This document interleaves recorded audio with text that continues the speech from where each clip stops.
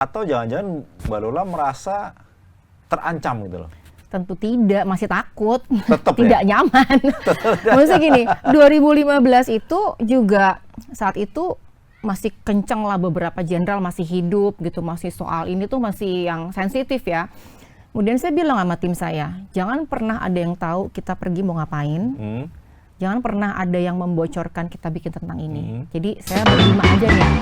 Halo Sobat TK, ketemu lagi di podcast Kinari bersama saya Kintoko.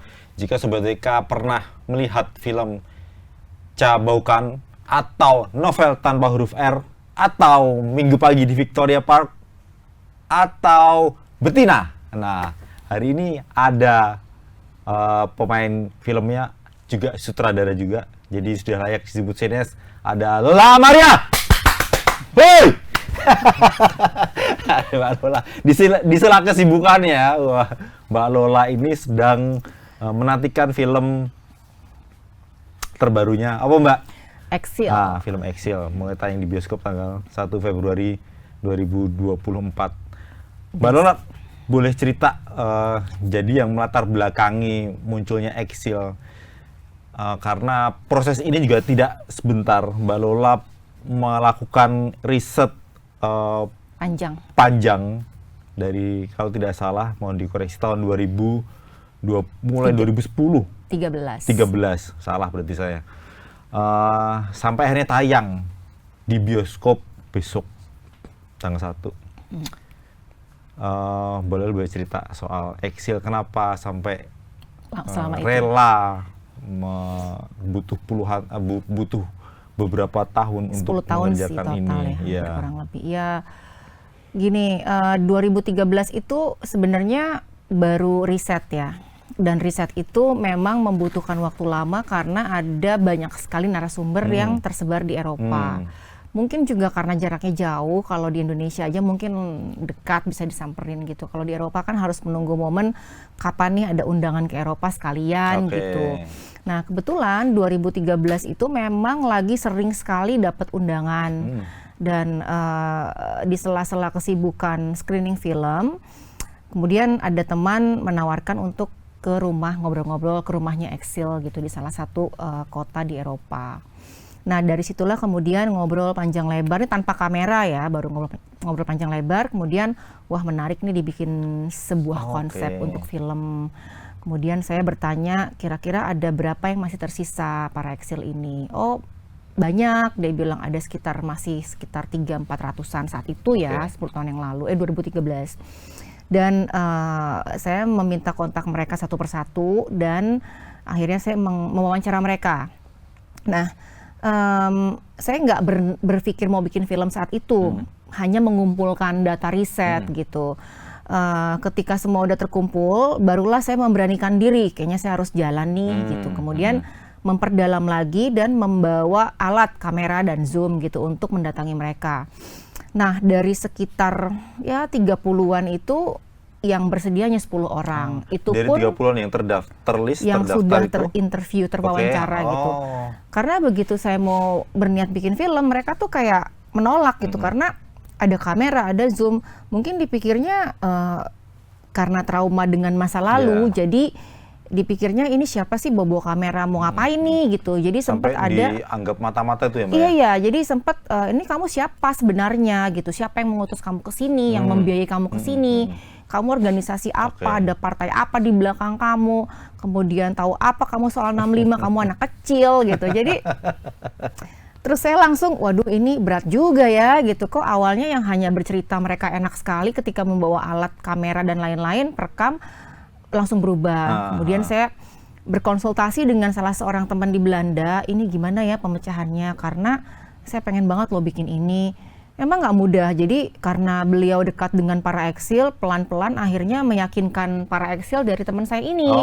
Tapi itu juga nggak gampang. Jadi misalnya saya kirim link, ini film saya, kemudian saya di Indonesia itu juga nggak sembarangan film yang saya buat, saya memang serius, kemudian ada pesan-pesan tertentu di filmnya, jadi nggak cuma film yang seperti kebanyakan lah gitu. Jadi itu hampir ya 8 bulan lah saya meyakinkan mereka untuk akhirnya bisa oke, goal nih. Padahal itu udah semuanya diyakinkan itu 8 bulan, hanya 8 bulan? Atau hanya untuk satu narasumber, Mbak? Enggak, semua. Jadi Oke. satu-satu gitu meyakinkan Padahal bahwa masing-masing tuh tinggal di negara terpisah ya? iya, yang di Belanda kan ada banyak gitu. Jadi ketika satu orang teman saya ini meyakinkan satu persatu bahwa oh ini Lola teman saya, dia pembuat film, ini filmnya, dia aman karena dia independen, kemudian nggak ada apapun partai organisasi di belakang dia yang mendanai dan lain-lain gitu. Nah, itu saya pegang banget. Jadi waktu jalan udah enak gitu. Walaupun akhirnya 2015 kita syuting itu juga terpaksa. Terpaksa karena? Karena uangnya belum cukup. Oke. Terus itu bukan waktu yang tepat untuk kita syuting. Nah, pemicunya adalah satu narsum meninggal. Oh. Udah diinterview, udah bagus banget nih tokoh ini meninggal ketika dapat serangan jantung di Yogyakarta. Oh. Pas saat di sini gitu. Oke. Kemudian dibawa ke Belanda dan meninggal. Hmm. Nah, terus saya sedih banget karena tinggal 9 kan yang bersedia. Tapi dari situlah kemudian nggak berapa lama itu Pak Tom Ilyas juga dideportasi dari Indonesia. Kemudian ada banyak peristiwa-peristiwa yang juga melatari itu, dan kondisi tahun 2015 soal 65 kan masih kuat ya, masih ketakutan gitu. Jadi kita harus jalan tahun ini juga, kita nggak bisa menunda lagi karena kalau kita menunda kita nggak akan pernah siap. Yeah. Pokoknya uang dapat berapa, siap nggak siap, Jalan. kita jalan gitu. Akhirnya kami berlima 3 bulan mengelilingi Eropa ke para narsum tersebut. Yang penting 2015 itu? iya, Oktober, November, Desember. Jadi 5 orang ini, tim saya intinya adalah kita harus dapat 9 orang segala hal yang ingin kita gali.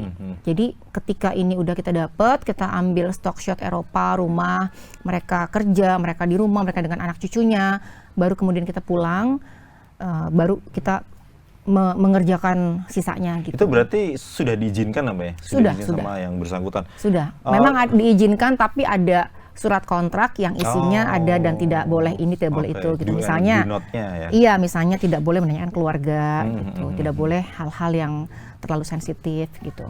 Jadi sebetulnya film Exile ini film dokumenter pertamanya Mbak Lola, menceritakan soal apa Mbak Lola, kalau boleh dikasih gambaran umumnya? Jadi kalau benang merahnya adalah mereka itu mahasiswa ikatan dinas, MAHID kalau disingkat. Jadi rentang tahun 61, 62, 63 itu mereka dikirim oleh pemerintah Soekarno untuk sekolah di berbagai negara di Eropa. Dikirim karena mereka sangat pinter di bidangnya. Ada yang perencana keuangan, kemudian mereka ada yang ahli IT, kemudian kedokteran, arsitek dan lain-lain. Nah, ketika mereka sekolah belum selesai, 65 pecah. Iya. Kemudian Pecah G30 SPKI ya? betul. Nah, ketika pecah itu mereka tuh kan di luar negeri, nggak tahu kabarnya gimana, simpang siur. Nah, mereka hanya fokus kuliah aja, sekolah aja. Tapi masalah datang ketika mereka selesai sekolah. Jadi mereka dipanggil. Jadi ini semuanya mahasiswa ya? Mahasiswa. Yang beasiswa ya? Iya, yang umurnya masih 23, 22. Mereka dipanggil ke KBRI setempat di negara tersebut, kemudian harus mengakui pemerintah yang baru, tidak boleh mengakui pemerintah yang lama, dan pokoknya semua itu banyak tekanan. Nah, ketika mereka tidak ingin mengakui pemerintah yang baru, tetap setia kepada Bung Karno, itu masalah jadinya. Iya. Karena yang memberangkatkan kami ke sini kan Pak Pak Ya, Soekarno. pemerintahnya Masa Soekarno. maksudnya mereka tidak mau denial untuk akhirnya berbalik gitu. Jadi masalahnya adalah paspor ditahan, tidak bisa diperpanjang, dan keluarga di Indonesia ditanyain, misalnya bapak kamu siapa, istri kamu siapa, kalau udah menikah, paman kamu rumahnya di mana. Nah, itu kan menyeramkan. Jadi mereka ketika paspor ditahan, mereka kan stateless, nggak punya keluarga negaraan. Nah, ketika sekolahnya selesai, jadinya nggak bisa ngapa-ngapain karena nggak punya identitas mau Saat sekolah. itu juga bisa pulang ya? Nggak bisa karena semua ditahan gitu, stateless kan, terasing di negara tempat mereka tinggal. Mereka juga nggak diterima sama orang Indonesia, di pemerintahannya juga mereka dibuang gitu. Saya pernah baca laporan BBC Mbak Lola, jadi ini anak dan menantunya Pak Sukrisno, duta besar RI pertama di Rumania. Memang penjelasannya, ceritanya memang mengapa kemudian tidak bisa pulang ke Indonesia selama puluhan tahun, ya karena mereka tetap prinsipnya Setia kepada Indonesia. Setia pada Indonesia, dan prinsipnya yang bayari saya sekolah adalah pemerintahan Soekarno. Iya. Ketika rezim berganti ya akhirnya mereka tidak diakui sama pemerintahan yang baru. Tadi balik ke ceritanya tadi Mbak Lola, akhirnya 9 orang itu selama 3 bulan berhasil diinterview. Tapi ini hebatnya mereka adalah selama 32 tahun Presiden Soeharto berkuasa, mereka tetap tidak punya kewarganegaraan. Sama sekali. Artinya kan kalau mereka mau, mereka bisa aja minta ke Belanda atau kemana, itu tidak sama sekali. Saking cintanya Indonesia. Iya, mereka tidak pernah keluar kok dari Indonesia. Mereka nggak mau kok ditawarin warga negara Ceko atau warga negara Belanda, misalnya nggak mau. Itu selama 32 tahun berarti mereka tidak diizinkan kembali ke Indonesia? Tidak. Bahkan ada yang bisa pulang setelah 36 tahun. Karena harus menjadi warga negara setempat dulu baru bisa pulang kan. Oke. Harus punya paspor dulu. Jadi itu pun juga mundur maju. Tapi mereka berprinsip bahwa oke, saya akhirnya mengambil kewarganegaraan Jerman atau Belanda hanya karena saya supaya bisa pulang dengan dokumen ini. Ini hanya sebuah dokumen, sebuah kertas. Nggak ada artinya bahwa kita warga negara Belanda, kemudian kita tidak Indonesia lagi. Itu tidak gitu. Jadi pulang dengan paspor Belanda ke tanah air setelah 34 tahun kemudian. Jadi alasannya hanya untuk sekedar dokumentasi ya, sementara darahnya tetap merah putih ya Mbak? Oh tetap, kadang-kadang artinya paspor itu hanya untuk dokumen supaya bisa perjalanan. Hanya dokumen perjalanan. Sampai segitunya ya? Iya, dan ketika saya bicara dengan mereka, bahasa Indonesia mereka masih bagus, masih baku. Kemudian juga yang dari Bali, dialek Balinya masih kental, yang dari Trenggalek juga, dari Minang juga, dari Medan juga. Jadi memang apa ya, kalau lama tinggal di luar negeri kan pasti itu semua hilang ya. Tapi ini mereka enggak. Bahkan anak-anaknya juga Indonesia Mbak ya? Anak-anaknya ya berbudaya Indonesia gitu, walaupun namanya juga Indonesia ya? walaupun mereka nikah dengan perempuan Rumania misalnya, tapi namanya Ratna, Nurkasih, dan itu bayangin muka Indo bule tapi namanya Nurkasih gitu. Mbak Lola, bisa diceritakan salah satu sosok yang semuanya memang sosoknya kuat semua ya, ceritanya juga menarik untuk disimak. Mbak Lola bisa memberikan gambaran tersebut. Salah satu cerita misalnya, konon katanya, kata Mas Andi Gasela, ada yang sampai membuat teman wartawan menangis nonton. Ada salah satu tokoh yang kemudian dikisahkan dia pacaran sama perempuan yang rata-rata perempuan Rusia, mata-matai dia, spionase gitu.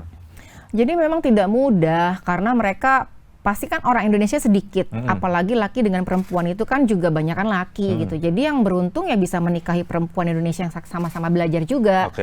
Tapi yang enggak ini kan juga memikirkan antara warga negara pindah atau nggak bisa pulang itu kan sulit. Jadi ada banyak yang tidak menikah sampai akhir hidupnya. Kalaupun ada yang sudah menikah sebelum berangkat, itu juga pasti berpisah karena 32 tahun nggak ketemu, ya akhirnya dia ada seperti itu, Mbak? Menikah itu ada ya? Ada, udah punya anak. Jadi anaknya anak. lahir di penjara karena dituduh PKI, padahal bukan. Jadi si mantan istrinya ini menikah dengan teman dekatnya. Ditinggal lama itu akhirnya menikah lagi. Nah karena nggak ada jaminan gitu dia bisa pulang. Kemudian si suaminya menikah lagi dengan perempuan Albania, punya anak gitu. Dan ketika pulang ya semuanya udah berbeda. Dan yang tinggal di Moskow, di Uni Soviet pada saat itu, dan memang kondisinya kan kemana-mana diikuti oleh Intel. Jadi bahkan dia punya pacar pun, pacar dia itu mata-mata. Sampai dia trauma, sampai sekarang nggak punya istri dan nggak mau gitu pacaran. Karena takut ya secara bawah sadar, takut pacarnya itu kemudian Intel lagi dan memata-matai dia. Sampai segitunya. Selama puluhan tahun tinggal di negara orang, di negara asing yang bukan tanah airnya, apa yang mereka lakukan, Mbak? Gini, singkat kata adalah mereka itu hanya badannya aja yang di luar negeri, tapi hati dan pikiran tetap di Indonesia. Karena setiap bangun tidur katanya Kompas yang dibaca, setiap buka laptop berita Indonesia yang dia lahap gitu. Kemudian makanan mereka selalu sedia masakan Indonesia. Jadi kalau dibilang keberat-beratan juga enggak, mereka sangat Indonesia. Bahkan saya aja kalah gitu. Di antara banyak tokoh itu apa ya? Ceritanya memang ini ya Mbak ya, bisa kalau memang ini bisa bikin nangis juga, artinya ya nggak bisa dibayangkan ketika anak kita misalnya kuliah di luar negeri, beasiswa dari pemerintah, ternyata nggak bisa pulang bahkan selama puluhan tahun gitu. Jadi sebetulnya bisa menggambarkan apa yang ada di film Exile itu, betapa beratnya menyandang seperti kesalahan yang tidak mereka lakukan gitu Mbak. Jadi ada stempel itu gitu loh. Jadi gini, jangan mudah menstigma orang, apalagi dengan embel-embel komunis, PKI. Belum tentu dia semua itu komunis dan PKI loh. Mereka hanya belajar, mereka pinter-pinter. Kenapa sih orang pinter ini dihalangi untuk membuat Indonesia maju? Diputar balik seolah mereka itu bersalah, komunis. Tapi bukan hanya tokohnya loh. Yang dikorbankan itu semua sekeluarga besar, keturunan-keturunannya. Dianggap mereka komunis, PKI, nggak bisa kerja, nggak bisa sekolah, nggak bisa hidup dengan semestinya, jadi dengan stigma seumur hidup. Pulang, keluarganya dicap itu. Iya, itu betapa kejam kan. Kita pernah mengalami masa-masa itu. Jadi masa-masa gelap itu saya belum lahir gitu, tapi traumanya, ketakutannya itu sampai sekarang. Nah, saya juga besar dan berkembang di zaman rezim Orde Baru. Ketika kita mau bertanya atau mau tahu tentang hal-hal seperti itu pasti kalau nggak diculik, dibuang, dibunuh, apalagi di penjara, hilang aja. Seperti 98 misalnya? Sebelum 98, nggak sebelum 98 pun mampus gue. Nah, itu. Maksudnya kalau 98 itu kan puncak. Iya. Sebelum-sebelumnya apa ada yang terang-terangan menjual buku Pramudia Anantatur atau buku tentang komunis, PKI, nggak ada. Dan kita nggak pernah tahu ada apa sebenarnya, karena film G30S-nya yang diedarkan selama 12 tahun, saya sekolah, 6 tahun SD, 3 tahun SMP, 3 tahun SMA, itu setiap tahun kita didoktrin, di brainwash, sampai saya inget gitu loh, ada dialog yang, darah itu merah jenderal, ada sekarang, itu kan kayak takut banget. Nah sementara kita tuh nggak pernah tahu, ini ada apa sih sebenarnya, kok semua tuh harus banget gitu, dipaksa untuk ikut mereka bahwa PKI pembunuh, PKI jahat, PKI apalah segala macam. Pokoknya kalau udah label PKI itu komunis itu udah paling gelap lah. Nah, sementara kita mau tahu dari mana sebenarnya PKI ini ngapain sih? Apa benar dia jahat? Apa benar dia membunuh? Kok sampai sebegitunya? Apalagi kalau sejarah kan dibuat oleh pemenang ya. Betul. Nah, untuk tahu informasi itu kan gak gampang. Setelah saya selesai sekolah, kuliah, banyak teman aktivis, banyak teman yang kemudian bergelut di sejarah, mengambil jurusan yang erat kaitannya dengan 65, itu saya banyak tahu akhirnya. Dan ketika di Jerman dan Belanda ketemu tokohnya langsung, korbannya langsung, kok beda banget ya sama yang saya pelajari di sekolah. Kok ini mungkin jawaban dari sisi di luar pemerintah nih gitu. Jadi makanya saya tertarik karena penasaran gitu. Dan orang Indonesia itu kan ketika di sekolah dapat pelajaran A di doktrin, kita nggak berani nanya. Terus mau nanya juga takut diculik. Saat itu ya. Saat itu. Nah, kenapa saya bilang menyeramkan, menakutkan, terwariskan sampai sekarang? Terus kita ditakut-takutin untuk hal yang juga nggak benar. Buat apa? Mau sampai kapan kita takut? Mbak Lola merasa nyaman aja ketika mendokumentasikan ini. Artinya setelah film ini, apalagi setelah ditayangkan di JAV, kemudian kemarin menang di Festival Film Indonesia 2023, bahkan diputar di Eropa sampai Australia. Atau jangan-jangan Mbak Lola merasa terancam gitu loh? Tentu tidak, masih takut. Tetap tidak nyaman. Maksudnya gini, 2015 itu juga saat itu masih kenceng lah, beberapa jenderal masih hidup gitu, masih soal ini tuh masih yang sensitif ya. Kemudian saya bilang sama tim saya, jangan pernah ada yang tahu kita pergi mau ngapain, jangan pernah ada yang membocorkan kita bikin tentang ini. Jadi saya berlima aja nih, dan bisa dipegang semuanya. Dan kalau ada yang tanya, bilang aja kita syuting jalan-jalan kuliner wisata, udah. Kalau sampai selama itu, ya karena banyak negara, banyak kota gitu. Dan di sana pun juga kami nggak yang berkumpul gitu ya, mencar gitu. Misalnya Kalau di rumah narsum yang hanya interview kan cuma saya dan tim kamera. Kemudian kalau untuk ngambil stock shot ya kameramennya aja gitu. Untuk saya punya catatan gitu. Oke, ambil ini, ambil ini, ambil ini. Sayanya mungkin duduk di mana gitu. Jadi nggak bergerombol, nggak kelihatan lah tidak gitu. mencurigakan lah ya. Betul. Apalagi tahun 2015 itu lagi ada IPT 65 di Belanda. Nah, itu kan kita menghindari sekali ya, takut. Dan ketika pulang udah kita pikirin tuh. Misalnya, oke, materi kita harus bikin kopinya, digandain lah. Satu simpan di Jerman, di teman yang terpercaya. Satu disimpan di Belanda. Agar hasil yang udah kita ambil itu kalau ditahan di bandara Jakarta, kita masih punya ya. gitu. Sampai kita pikirin gitu. Jadi pas pulang ke Indonesia maksudnya materinya aman gitu, dan kita langsung bisa kerja, dan sampai film ini selesai kita memang tidak boleh ngomong apapun. Oke. Jadi makanya banyak yang kaget kapan bikinnya, terus kok nggak bilang-bilang gitu ya, takut lah. Setelah tayang, Mbak? Setelah tayang itu kan kita punya beberapa rules ya, misalnya harus ke lembaga sensor, itu juga nggak mudah. Dan ketika JAV meminta untuk diputar di festivalnya mereka, harus ke sensor. Nah, yang ngurus kan timnya JAV.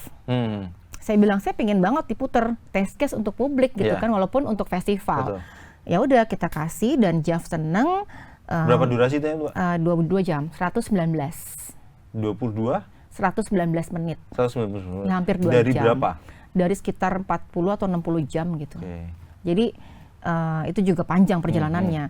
Akhirnya lulus sensor 13 ke atas. Ketika dapat lulus sensor 13 ke atas, saya langsung juga ngurus untuk reguler. Karena itu untuk festival kan. Jadi saya juga harus punya dokumen lulus sensornya. Kemudian lulus, udah saya aman gitu. Saya pegang lulus sensor dan ternyata emang nggak ada apa-apa. Bahwa ini edukasi. Di dalam film tersebut juga nggak ada arahan, ajakan untuk saya melawan pemerintah. Atau kami di film ini memprovok teman-teman yang nonton untuk jadi komunis atau PKI, itu nggak ada. Lagi pula emang PKI masih ada apa sekarang? Kok takut banget gitu? Karena kan itu hanya ditakut-takuti, nggak ada sebenarnya. Ditakut-takuti untuk hal yang nggak pernah ada. Jadi selama tayang tuh udah aman aja ya? Maksudnya ini yang memang hanya bagian dari edukasi terutama ke generasi saat ini dan mendatang ya, Mbak? Betul, jadi memang film ini ketika kita bikin strukturnya pun dibuat untuk apa ya, bukan untuk orang yang sangat mengerti sejarah atau 65, karena mereka kan sedikit yang paham, ya udah selesai. Yang nggak tahu ini lebih banyak. Nah, ke mereka lah sasarannya gitu, untuk supaya lebih tahu ada apa sih sebenarnya sejarah bangsa kita yang kelam, kemudian sampai sekarang seperti ini, ada pergolakan, ada reformasi, ada kebebasan, ada demokrasi. Itu pasti kan panjang sejarahnya. Dan kebetulan saya juga ada di zaman Orde Lama, saya nggak ada. Orde Baru, Reformasi, sampai kan tuh saya ada. Dari Pak Soeharto, Pak Habibie, Ibu Mega, Gus Dur, sampai SBY dan Jokowi. Itu saya ada dan tumbuh kembang gitu. Dan merasakan apa bedanya. Untuk jalan-jalan sampai 3 bulan stay di beberapa negara di Eropa kan juga butuh dana yang tidak murah, Mbak. Apalagi yang saya dengar juga untuk mendapatkan footage-nya pun juga bukan di Indonesia, tapi justru dari luar Indonesia, Mbak. Dan itu tidak murah gitu loh, Mbak. Betul. Sampai segitunya itu, Mbak. Hanya untuk mendapatkan rekaman hitungan detik gitu, Mbak. Jadi waktu film ini selesai, kita harus ada beberapa... Tetap butuh itu ya, dokumen pelengkap itu ya, Mbak? Iya, karena kan orang nggak mau dong denger orangnya hanya ngomong di layar, kan bosan. Jadi ketika mereka bicara soal revolusi kebudayaan, itu harus dibuat gambarnya. Kalau beli footage yang nggak ada, ya dibikin animasi supaya imajinasi orang tentang revolusi kebudayaan zaman itu tuh nangkep gitu. Dan perestroika misalnya, perestroika tuh kayak apa sih di Rusia, di Uni Soviet pada saat itu? Kita beli di Rusia, di Moskow. Terus 65 juga kan pada saat pembantaian massal itu, kita harus beli juga dan nggak gampang. Di sini tuh emang sulit banget. Sulit atau memang tidak ada yang mau memberikan, Mbak? Sebenarnya harusnya ada, tapi saya nggak tahu nyari di mana. Atau misalnya ada yang punya tapi nggak mau kasih. Nah, akhirnya saya beli di Amerika. Kemudian ada juga di Belanda, dan footage pendukung lainnya itu di BBC di UK. Sampai 98 aja yang kerusuhan saya beli di Amerika. Malah dapetnya di sana ya? Iya. Kemudian footage Gus Dur saya dapat dari Metro TV. Artinya semua footage itu kalau untuk dokumenter itu dijualnya per detik Iya. gitu dan mahal Iya. US dollar. Demi melengkapi film dokumenter Exile ini rela gitu Mbak ya. Karena sampai 10 tahun ya itu kita harus ada syuting di Medan, kita harus ada syuting di Belitung. Karena masing-masing narsum kan latar belakangnya berbagai daerah. Ada yang termasuk dari ngobrol dengan keluarganya juga? Oh enggak, mereka nggak bersedia. Oh oke, ya tadi ya, do and do not tadi ya? Iya, jadi mereka nggak mau, hanya merekanya aja gitu yang bersedia. Kita sampai ke Sumatera Barat, Sumatera Utara, kemudian ke Jogja, Solo, Belitung, dan Jakarta. Hanya Jadi, untuk apa? Mengambil gambar? ngambil bahwa mereka berasal dari tempat itu, kemudian ya latar belakangnya lah. Dan juga ketika beli footage itu kan juga ngumpulin uang. Betul. Ketika tahu harganya segini, kalau nggak ada uangnya gimana? Masa mau ngerampok? Terus meminta sponsor atau donatur kan nggak semua orang mau karena sensitif. Jadi memang harus memilih orang yang kita tahu betul gitu, concern dengan isu ini, kemudian presentasi. Ya kalaupun dapat juga nggak besar gitu, tapi saya begitu sabar karena saya kepingin sekali gitu. Ya sampai yakin ya, Mbak Lola tuh yakin ya bahwa dapat nih gitu. Saya sebenarnya kalau banyak yang nanya, gila lo sabar banget. Saya juga nggak tahu kalau saya bisa sesabar itu gitu 10 tahun. Setelah di review gitu, oh iya 10 tahun ya. Ya untungnya 2016, 17, 18, 19 itu saya ada film-film yang lain gitu. Jadi bisa sambil berkarya juga. Dan memang untuk mengerjakan Excel ini butuh energi yang luar biasa besar, nggak bisa disambi. Begitu disambi, itu pasti ada aja halangannya. Nah, pandemi lah yang menyelamatkan kami untuk menyelesaikan film ini, karena 2 tahun nggak ada kerjaan. Jadi, fokus. 2 tahun nggak ada kerjaan, tapi bisnisnya masih ada nggak Pak itu? Nasi cimit itu masih ada nggak? Masih. Masih ada. Saya pernah meramakan di bisnis kulinernya Mbak Lola di Cipete itu. Enak. Kemudian ini Mbak Lola, apa kemudian sebuah kesabaran itu akhirnya ada di depan mata hari ini. Jadi apa ya, merasakan apa sih, energi apa sih. Jadi Mbak Lola apa yang ingin disampaikan ke pecinta film Indonesia nantinya lewat Exile ini. Sebelumnya Mbak Lola bikin, tapi bukan sutradara, bikin film pesantren itu juga nggak kalah bagusnya. Itu dokumenter juga, Itu dokumenter, tapi itu direkturnya Salahuddin Siregar. Jadi saya karena juga suka dengan isu dan filmnya bagus, edukatif, jadi mungkin saya membantu untuk mendistribusikan lewat bioskop dan beberapa pesantren waktu itu. Mas Udin sendiri sih sebenarnya udah bisa sendiri, cuman untuk ke bioskop kan perlu legalitas dan lain-lain ya. Jadi udah saya dengan senang hati membantu beliau karena teman baik saya, dan Mas Udin juga membantu mengedit film Exile gitu. Jadi memang apa ya? Jadi kita tahu gambarannya kehidupan pesantren hari ini lewat film pesantren. Mungkin juga nanti di Exile juga Sobat WK akan mendapatkan gambaran cerita sebenarnya apa ya? Korban ya Pak ya? Ya korban sih, korban politik kalau saya bilang. Korban politik ya. Yang sekarang sudah sepuh-sepuh tentunya. Iya, dari 10 itu 6 udah meninggal dunia. Jadi waktu kita mau syuting 1 meninggal, ketika selesai syuting 2 meninggal. Udah terdokumentasi berarti? Udah, jadi 2 meninggal, terus ketika penyelesaian 3 meninggal. Jadi total 6, sekarang tinggal 4. Mereka dimakamkan di negara masing-masing. Iya. Karena yang saya lihat di BBC itu juga begitu Mbak. Jadi orang tuanya dimakamkan di Belanda ya, namanya batu nisannya Siti Aminah. Iya, betul. Sebenarnya miris melihat seperti itu, yang harusnya kayak tanah airku Indonesia ya. Ya mesti gini, bayangin kalau saat itu tahun 60, misalnya tahun 70 lah mereka mulai bekerja membangun Indonesia, kalau nggak ada peristiwa itu, pasti kan tahun 80 kita udah punya kereta cepat, udah maju teknologinya, MRT mungkin dari tahun 90 udah ada gitu, nggak. Jadi selama ini kita baru punya kereta cepat Jakarta-Bandung 40 menit itu 32 tahun kemana aja gitu kan. Meskipun pemerintah Joko Widodo menyebutkan bahwa gerakan 30 SPKI adalah pelanggaran berat hak asasi manusia, tapi di banyak literasi yang saya baca memang belum ada permintaan maaf. Belum, Mbak. Jadi itu yang salah satu yang disayangkan, eksil, para eksil yang sampai hari ini masih menetap di negara mereka masing-masing. Iya, mereka meminta hak-haknya dipulihkan, Betul. hak sebagai warga negara, hak dasar ya. Jadi mereka bukannya koruptor, mereka bukan pembunuh, karena mereka tidak melakukan apapun, tapi mereka dituduh seumur hidup sebagai komunis, kemudian dicabut hak-hak dasarnya dan disingkirkan oleh negara, dibuang, tapi tidak pernah ada keadilan buat mereka.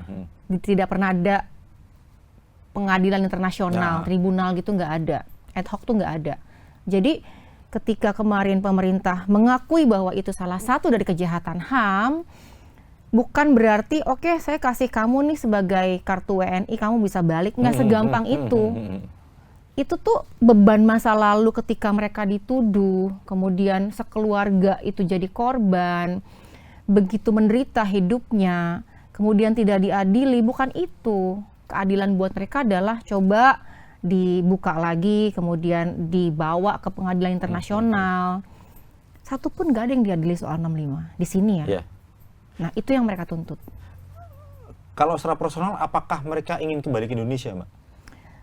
Bukan masalah ingin nggak ingin. Kalau udah tua tentunya hidup di Eropa lebih menyenangkan karena lebih sehat dan mereka dapat jaminan dari pemerintah.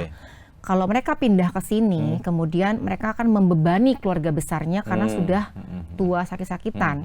Kalau di sana kan rumah sakit dijamin, rumah dijamin, semua dijamin gitu.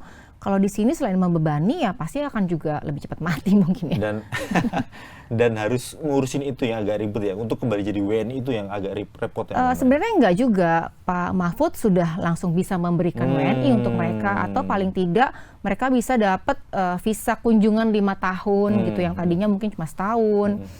Itu pun juga bukan berarti apa-apa gitu. Maksudnya mereka juga bisa kok pulang ke sini dengan paspor Belanda misalnya. Tapi bukan itu. Hak-hak mereka lah gitu. Pemerintah minta maaf aja enggak kok. Betul. Itu. Hak yang harus dipulihkan ya, Mbak? Betul. Oke. Ada yang disampaikan ke pecinta film Indonesia dan Sobat WK, Mbak, yang akan melihat tayang film Exile nih nanti di bioskop? Sebenarnya saya udah senang sekali kalau film ini bisa ditayangkan secara luas di bioskop, kemudian bisa nonton, apalagi kalau masyarakatnya kemudian bisa belajar dari film tersebut gitu. Ada satu generasi yang sengaja dihilangkan dan kebanyakan dari orang Indonesia kan emang buta sejarah atau mungkin dibutakan. Jadi ini mungkin salah satu upaya kami untuk membantu teman-teman semua yang ingin tahu ada apa sih dengan 65 yang terjadi saat itu gitu. Dan kalau sekarang ini mau pemilihan presiden, mau pemilu, ini mungkin ada angin segar untuk para pemilih baru, mungkin milenial atau Gen Z yang masih swing vote gitu, yang masih swing voter, untuk bisa menentukan tanggal 14 nanti gitu. Oh, saya mau ajak nih, ternyata saya nonton film ini, yang ini enggak nih, yang ini oke nih. Bisa membantu sedikit lah gitu. Ini tapi memang tidak disengaja, memang tidak tidak diatur untuk tayang tanggal 1. Jelang pemilu apalagi, Mbak, gitu. Enggak. Jadi sebenarnya saya meminta schedule ke bioskop itu bulan Mei, dari bulan Mei 2023 untuk minta tayang tahun lalu bulan September atau Oktober atau November gitu. Ketika udah menang FFI bulan November kalau nggak salah, 2023. Itu pun saya masih bisa nggak secepatnya nih karena masih seger nih, masih orang pengen tahu. Desember deh nggak dapat juga. Nah baru akhir Desember saya dapat kabar 1 Februari. Malah saya minta 25 Januari kalau bisa. Oh nggak bisa full tanggal 1 nih, bisa mau diambil nggak? Ambil deh. Artinya keputusan tanggal 1 itu dari pihak bioskop ya? Jadi saya iya aja. Dan kebetulan banget memang momennya menjelang 2 minggu setelah pencoblosan. Jadi kayaknya ada campur tangan semesta bahwa kita mau usaha sekeras apapun, kalau emang mereka dari semestanya belum mengizinkan bulan September, November 2023 emang nggak dikasih. Malah dikasihnya sekarang gitu kan. Pas aja, Mbak, jadi ya. Nah saya juga antara blessing in disguise ya, karena momennya emang pas gitu. Ini nanti akankah dibawa kembali keliling Eropa barangkali, Mbak, Amerika barangkali, sampai Australia? Memang dari kemarin, dari tahun lalu, dari November, Desember, sejak yang diputar di 7 kota di Jerman, udah banyak yang minta. Cuma mungkin saya masih tahan, karena saya tuh jujur lebih ingin diputar di sini Indonesia untuk orang Indonesia ya, gitu, untuk mereka supaya bisa tersebar dulu nih, bisa tahu. Dan kalau di luar negeri kan publiknya lebih bisa terbuka dan paham tentang kejahatan HAM, tentang humanisme, itu lebih enak lah gitu, terbuka. Kalau di sini kan saya belum tahu nih komennya apa, apalagi besok nih perdana gitu. Jadi jujur mau di sini dulu gitu, baru nanti April atau Mei itu udah ada lagi untuk beberapa kota ke Belanda gitu, untuk roadshow. Sudah terjadwal berarti ya? Sudah antara April atau Mei gitu. Mantap. Oke, Sobat TK, jangan lupa ini cerita yang menarik, tanggal 1 besok loh. Di bioskop terbatas. Di bioskop terbatas, tapi jika pas ketemu, tonton, nggak ada ruginya. Ajak teman-teman gitu yang memang suka film atau misalnya ingin tahu hal-hal yang baru, bosan dengan film-film yang ada, ini sebuah penyegaran, nggak rugi lah pokoknya. Iya, ceritanya menarik. Dan ya buat saya juga menarik. Terima kasih Mbak Lola sudah mampir ke Warta Kota. Terima kasih Sobat TK sudah nonton obrolan saya dengan Mbak Lola Amaria. Mudah-mudahan sehat Mbak. Amin, terus amin. berkarya Terima kasih, di industri film Indonesia. Terima kasih Sobat TK. Sampai jumpa. Jangan lupa nonton film Exile di bioskop. Bye-bye. Bye. Jangan lupa subscribe ya.